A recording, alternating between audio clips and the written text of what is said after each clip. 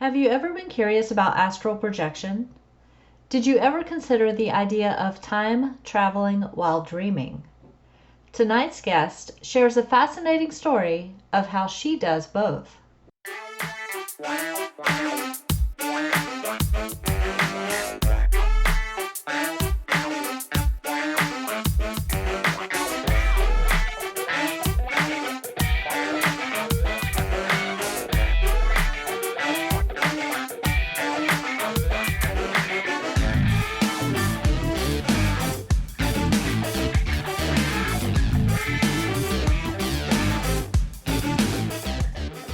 Welcome to the Peep Podcast. I'm your host, Nicolle, and on this episode, you'll meet Melina Mortensen, author of the book Dreamland, The Story of an Earth Angel. Melina is the manager at Quantum Life, a store in Cary, North Carolina, that offers personal empowerment tools for living an inspired life. But more than that, she's a beautiful soul whose dreams may be affecting other people's realities. I admit it sounds a little bit out there, so I ask you to listen to this interview with an open heart and an open mind. Let's dive in with Melina. Hi, Melina. Thanks for joining me today to talk about your book, Dreamland, The Story of an Earth Angel, and the life experiences that led you to write it. How are you doing? I'm doing fantastic, Nicolle. Thank you so much for inviting me to be on your podcast. I'm really excited to have you here. And I always start with my interviewees asking what got you started. And your story is a bit different than most people's story as far as what got them into the paranormal. So without giving too much of the book away, could you share a little bit about your childhood and what nighttime in particular was like for you? Okay, I'd be happy to. Childhood was rather rough for me, as I describe in the book, especially the nighttime hours. And this started at a very early age. My earliest memories go back to 2 years old. And I describe in a chapter called Worms, what it felt like for me on a physical level. And basically what I was feeling at that time was my spirit wanting to come up out of my body as I was a little girl drifting off to sleep, and it would feel like little electrical tinglings all over my body, which I thought as a 2-year-old were worms. So those are my earliest memories, and then as the years progressed, it just became almost impossible to sleep. And that started as early as first, second grade. I would do anything I could to stay awake, and I would hide from my family, of course, pretend that I would go to bed when I really would not, because I didn't want them to know how terrified I was. In addition to that, before being sent to bed, I would spend usually 30 minutes to an hour just pleading with a family member to please allow me to sleep in their bed with them. And of course, just being a regular family, they thought it was just nightmares, and she's just a kid and she's just scared to go to bed, or she's just afraid of the dark, not knowing what I was doing when I went to sleep. So back then when you went to sleep, did it feel like nightmares, or like what was it that made you so afraid to go to sleep? It did feel like nightmares, but the fear came from the vividness, that it was where we can wake up the next day, typically as a human, and say, I had this really weird dream, or I had this nightmare, and there was this man or this, creature or whatever. These were much more specific, much more vivid, as if I was there. So I could see details of furniture, homes, what the carpet color looked like, what the man was wearing, thoughts that they were having. I could hear them speak to me, even though they wouldn't be moving their lips. Mm-hmm. And then I got to a point where I would just completely block it out. So then I would have no recall. I just had the fear. I think I just got so powerful at shutting it down for just, in my point of view, it was survival instinct. I was petrified. And so in order for me to try to have a semblance of normal life, I just would start blocking it out. But of course, from time to time, yes, there would be recall.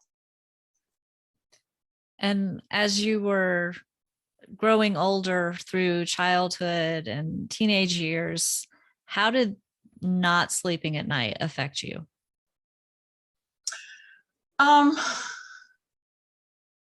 My health started to wear down.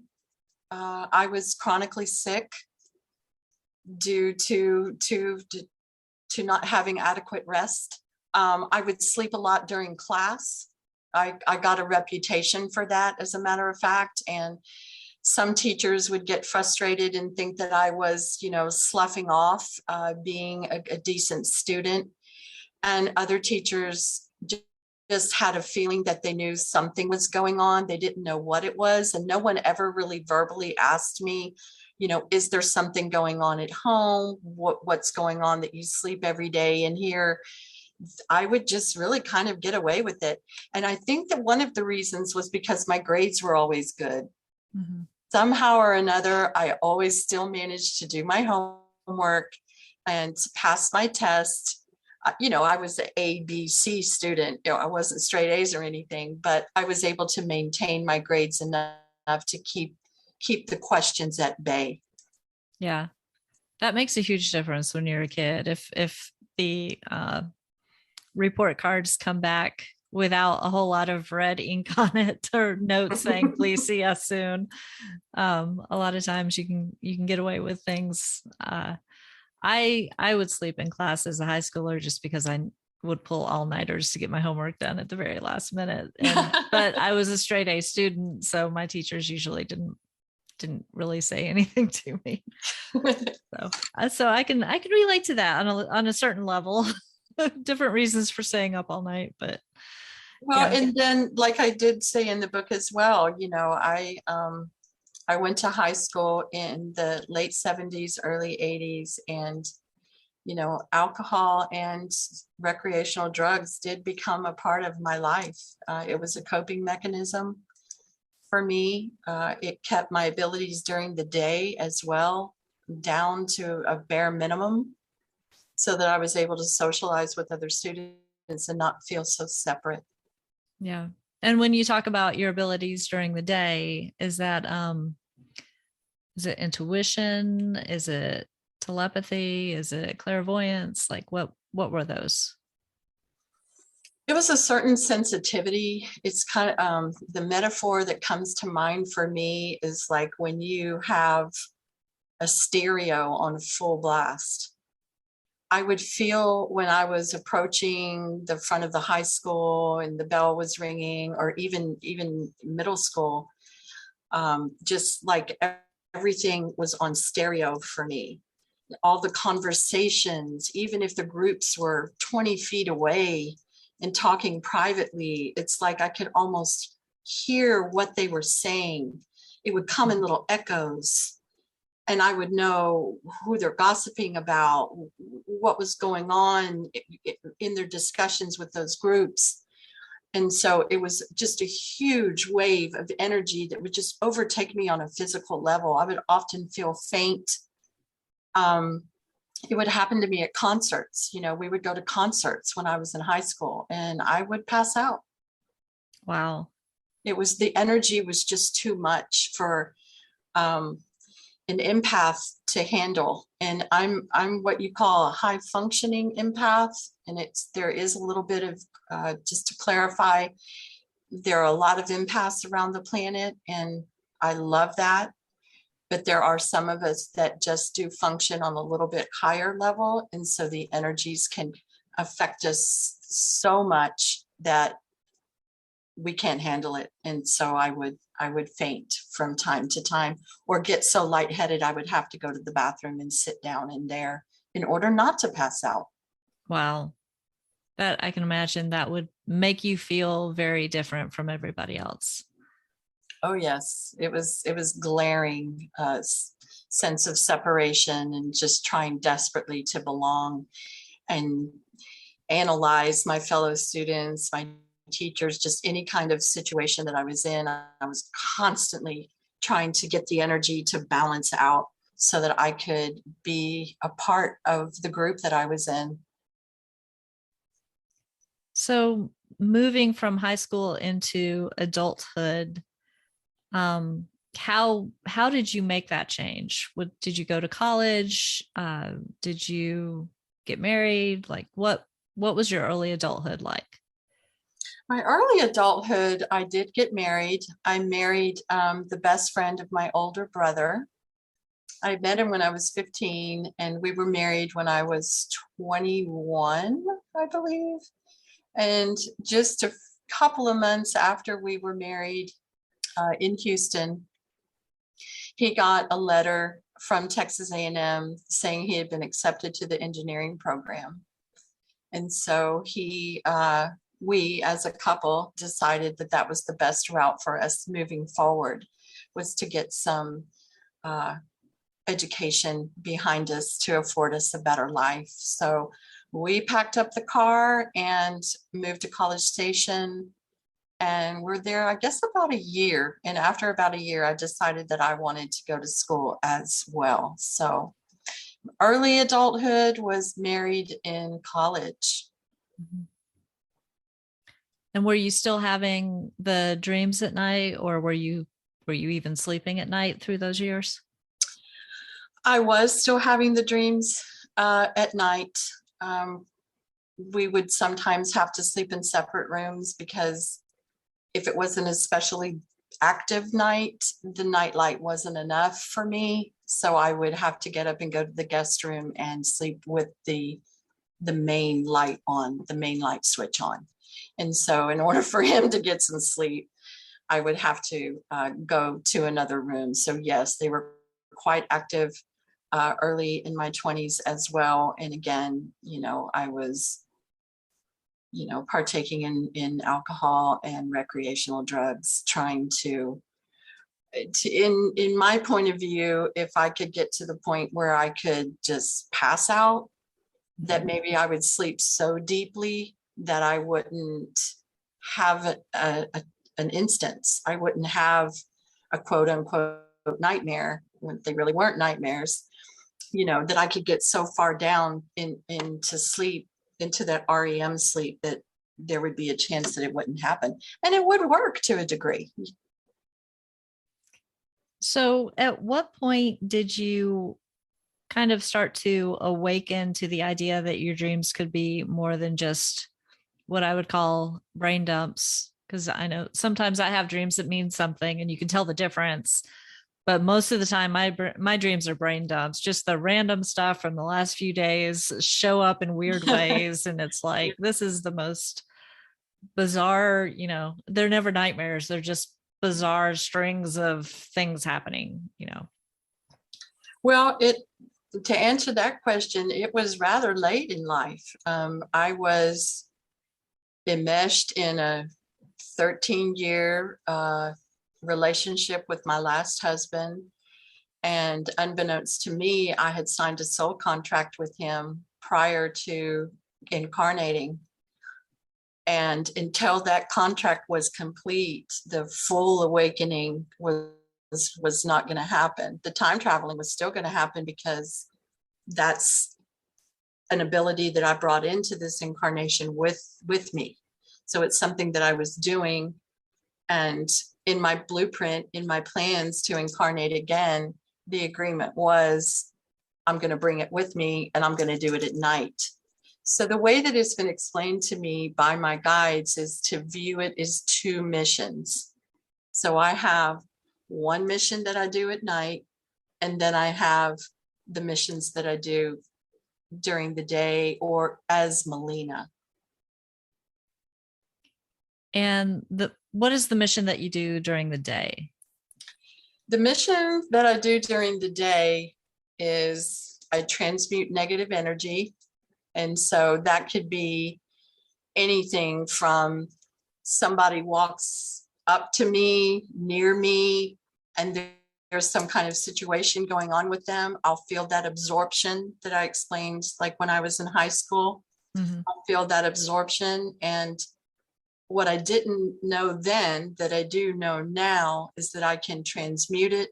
And so I either send it up to the universe to be taken care of there. So it's kind of like taking a handful of their negative energy out of their aura, and I can send it up, or I can transmute it into the ground, whichever way I choose. The daytime gifts are kind of, a lot. I can see people's little pieces of their blueprint, help them with soul path advising, do readings. It's just several different gifts, but the primary one, the purpose for me incarnating will be the energy that I will bring to the planet once they've calibrated my body to the point that I'm able to hold energy to that degree. And when you say they've calibrated, who is they? They are my guides. Okay. My guides. So they've been working on me a little bit my whole life. But obviously over the past 2 years, the volume's been turned up on that. So I can feel calibrations regularly on a physical level. I can also hear them. I can hear when they're coming in. There's a certain frequency that will reverberate through my ears. So is it like a ringing or a hum or buzzing? What does it sound like? They're different every time. Okay. They're different every time. So sometimes it'll sound like a little zap, like zzz, it'll sound like that. Other times it'll sound almost like a tuning fork hitting the side of a glass. And then recently, I had one just as short as a week ago. And this was the first time this happened. So it was around 5 o'clock in the morning. And I woke up of my own accord, not having a time traveling experience, nothing like that. I just woke up and I said to myself, it's about to happen. And as soon as I got those words out of my mouth, I heard the ring. And then I felt a wave start about probably my cheekbones and went all the way coursing through my entire abdomen. And I knew that's why, because I'm being upgraded all the time, now I can tell when it's coming. That makes sense. It seems like if it's a regular thing, you would start to get used to it. Yeah. When it first started happening, did it kind of freak you out? Oh yeah, it sure did. The very first time it happened, it was around 6 or 7 o'clock in the morning. I was still living on the Gulf Coast in Texas. And I heard just this really sharp frequency start in my right ear and went through and came out my left ear. And it was just very, very fast, but very, very high octave, very, very high frequency. And I knew that something had happened. I just knew, I could feel it. And of course, I called my mentor within a couple of days and was like, what's going on? Why am I hearing these frequencies? And she said, they've started upgrading your body. And you do talk about your mentor a lot in the book. And I'm just curious, has she ever met anybody like you before? I think that she's given readings to other starseeds, but what I've heard her say on a couple of occasions is that the things that you're here for, and then she'll get quiet. Like, because we've talked a little bit about some of my family members also being starseeds, but they're here for other reasons.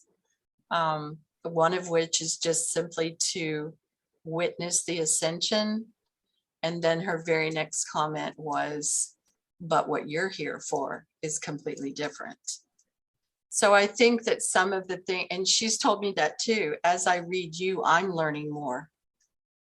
Because yes, it is kind of a unique situation. Okay, so you've mentioned time traveling, and I dare say most of my listeners have not read your book yet. So could you just do, without going into too much detail, because I do want them to read your book, could you explain the time traveling just a little bit? Is that what you're doing at night? Yes, yes. And I do not do it every night. I would be way too exhausted to have a day life as Melina doing it nightly. So the way that it happens is it will happen, maybe I'll have one and then I'll have another one 4 nights later, and then maybe even a third one. And then I'll get 3 or 4 weeks off. And basically what happens is I am in the middle of sleeping, dead asleep, and then I'll start seeing, that I'm going somewhere. And I land into a timeline, which has been previously agreed upon, or my guides have picked it out and I'm just sent. So it's a combination of the two. And then once I realize that I've descended into a timeline and I start seeing myself talking either with my guides or with the people that I'm encountering in the timeline scene, then I'll start to wake up to a certain point. But I know first of all, don't open my eyes, because I open my eyes, then it's going to pull me out of the theta state. And that's where I need to remain in order to complete what I'm there to do. So I just kind of raise up a little bit in my awareness and complete whatever task I've been put in that timeline to do. So does this feel like kind of a combination of lucid dreaming and astral projection to you? I would say that it's 100%. I'm out of my body. I can even at times, check in on my body and see that I'm still nice and tucked in my bed. But myself, my essence, my soul is gone. She's out. She's traveling up and down the timelines, and she's going to see where she's needed that night. That's very cool. I've heard so many people talk about trying to astral project. Like people study this and they attempt it and they try to put themselves in the right state of mind. And you just do it naturally, and you've done it naturally your entire life because you're put here for the purpose of doing it, which is, it's kind of amazing. So for those people who are listening who feel like somehow they are being called to do something similar, do you have any advice for them? Oh, sure. I would say if you feel that you're being called to do something similar, to start paying attention to the dreams that you are having, and keep a notepad and a pen next to your bed and quickly write down just whatever it is that you can remember, and then start going back and looking at what's happening there. Is there a story that's unfolding, or is it, quote unquote, a regular dream? I have those too, where my subconscious is trying to work things out that I'm experiencing in my daily life as well. Mm-hmm. But if they're feeling a calling to that, I would definitely practice holding themselves in the theta state, which one common way is through meditation. So if you can practice through meditation, also when you're going down at night, that little last 5-10 minutes before you're really off to sleep, pay attention to what you're seeing then too. I do that every night on my way down. I'm, looking at all the images that are floating through my brain, seeing if there's anything I need to make out of that. And if there's not, then I go ahead and let myself go to sleep. And same thing waking up, don't just pop out of bed. take a minute, lay there with your eyes closed, kind of doze off a little bit and see if there's any messages from your guides and any guidance as to how to proceed. Practice makes perfect. Yeah, definitely do not give up if you feel like this is something you've been called to do. So in the book, there was one story that jumped out at me a bit. I mean, they were all interesting, but this one in particular jumped out at me. And you basically go into a timeline and a man is having a heart attack or something along those lines, a medical emergency. Mm-hmm. And if I'm remembering it correctly, you take the form of his wife. Yes. Can you say what happens after that? Sure. Basically, what happened in that time travel was there was a gentleman that it kind of started at the end, and then they flipped the time back a little bit. So when it started, I was already covering him up with a blanket, and the EMS had already been there. So they showed me that, or I showed myself that I was there. And then the knob goes back. And so then I see myself walking up a hallway, and I see him opening up the refrigerator door. And I can tell that there's something wrong. He's sweating. He looks flushed. There's something happening. And it turns out to be a heart attack. And I ask him, "Are you okay?" And I can feel the feeling of his wife within my own energy. And so the way that I try to describe it is like almost like I pulled, or I have a piece of her within my own energy. Even though she's not there, I still have a piece of her with me. I'm able to relate to the feeling of wife.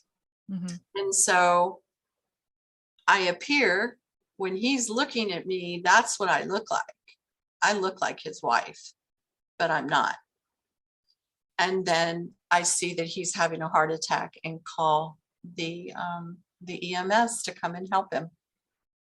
This is someone who needs to stay alive. There was a purpose behind it. Yeah. And the reason that this jumps out at me as being very different from the other stories in the book is because over the years, as I've collected stories and I've read tons of books on the paranormal, and one recurring theme is, and even a few people I've talked to in person, they've had a medical emergency and they went unconscious. And yet later a doctor in a hospital says it's a good thing you called 911 when you did. And they never called 911, and there was nobody there to call 911. And so what this story in particular sounds like to me is an example of how somebody like you could come in and save that person, which I think is a great reason to call yourself an earth angel. Yeah. I mean, so it just kind of blew my mind when I read it. It didn't sink in as much as when I came to your book signing last week and I was listening to everybody ask you questions and you talk about it. And it was like, bam, wait a minute. This could totally explain that particular part of the paranormal experience. Yes. You just summed it up so nicely right there. That's called angel work. That's what that is. It's angel work. That's a beautiful thing for sure.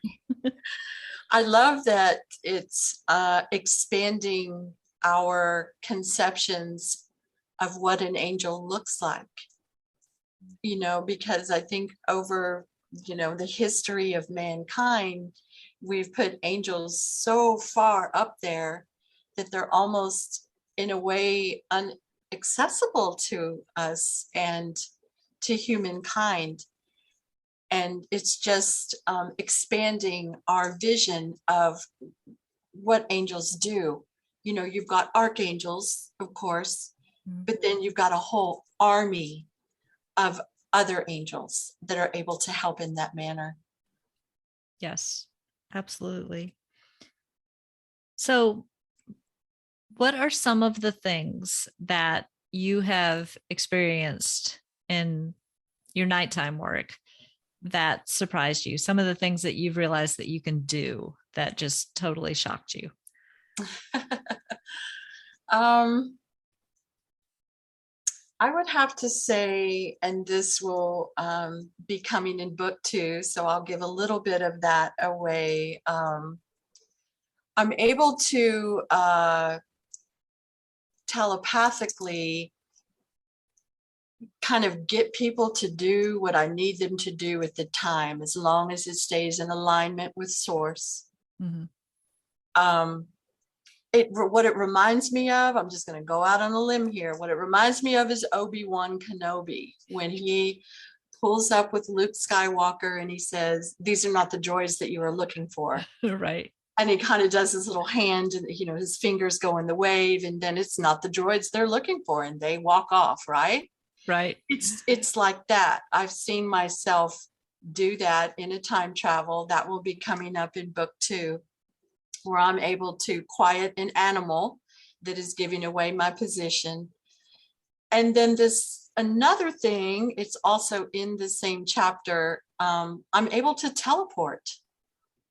So I have a victim that I'm having trouble getting them out away from the two the two bad guys that are pursuing us. And so, with the lack of better means, I simply put my arm up in the air, point my finger, and whew, we go straight up out of the timeline. Where? Well, no, I'm not gonna ask. I'm gonna leave it because You it'll be have in to book read the 2. book if you want to know Exactly. where I went. Yeah. That was my question, but I'm not gonna ask. Yeah, that was two gifts. These are all grand trines, is what they're called. They're gifts from God that I've accumulated over billions of years that I've existed. My soul is old soul. I tried to explain that a little bit during the book signing, that I've been around since before Earth was a planet. So my soul is very, very old. And so through my lifetimes in the Orion constellation and in the Pleiades constellation, and then lifetimes that I've had here on Earth, I've accumulated these gifts. And according to my last reading with my mentor, I had a vision of my own Akashic records. I can get into my own Akashic records, and they were showing me all the gifts that I have. And the very last sentence was, "These are all grand trines." And so I had a follow-up phone call with my mentor, and I said, "Well, what is this?" And she said, "It's exactly what they said, that you can't put yourself in a box, that your grand trines are the energy and the time travel. Your grand trines are all of the things that you do and that you've accumulated over the existence of my soul." That is pretty amazing. So we've already mentioned that you have a second book coming out. Mm-hmm. And you have a first book that I will put a link to. It's an Amazon link. And there are probably some people listening who are going to want to talk to you. So how could people get in touch with you if they want to speak with you? Well, they can email me. I have an email address that's soulpathsolutions@gmail.com. And then we'll put a few links, I suppose, at the end of the podcast, that they can make appointments with me. One would be on Mondays through a website that I have, and the second one would be for readings on Tuesdays through Quantum Life Store, where I work. And that's in Cary, North Carolina. Yes. And I have been there. That's where I first met you, and where I went to your book signing.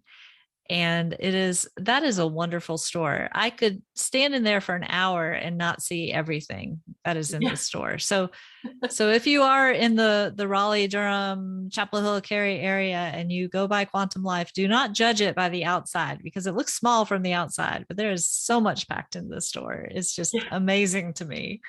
Yes, the owner just did a outstanding job ordering merchandise to assist with spiritual journeys. Yep. And I spoke with her. She's a very, very nice woman. And I am so happy and thankful that uh, I was able to meet you and her and learn more about your journey and your purpose, and just really learn about this amazing story that you have to share. Well, thank You're welcome. And I am going to put the links in the show notes. So, listeners, if you are interested in getting in touch with Melina, just tap on any one of those links, and there will also be a link to her Amazon page as well. So, Melina, thank you so much for being a part of the Peep Podcast. Thank you so much, Nicolle. It was a pleasure. Yep. Pleasure was all mine. Thanks again to Melina for joining me, and thank you for listening. If you have an idea for a show topic, or you'd like to share your own personal, paranormal, or spiritual experiences on the show, please use the contact form at peeppodcast.com to reach out to me. That's PEEP podcast.com. Remember, that stands for People Experiencing Everyday Paranormal. If you enjoy the podcast, please give it some rating love on your favorite podcast app, share it with friends, and subscribe so you don't miss an episode. Doing so will help the podcast be found by others. Special thanks to everyone who has given the show some love. I really appreciate it. You can keep up with the show on its Facebook page, facebook.com/peeppodcast. We have a group linked from that page in case you're interested in joining the conversation. One thing to note about the group is that I only approve members who answer the questions, and unfortunately, Facebook doesn't keep a list of people who'd be interested in being on the show, so if you said yes to that question, please get in touch through the website. The Peep Podcast is free to enjoy, but it's not free for me to create. So, like many other independent podcasters, I happily accept donations. If you're interested in supporting the show financially, you can join me on patreon.com/Nicolle Mortensen, where I am eagerly awaiting my first patrons. All donations will be received with humble gratitude. No matter how you support the show, listening, telling others about it, financial assistance, or any other way, I absolutely appreciate your being here. Thanks again for listening. Stay safe and be well.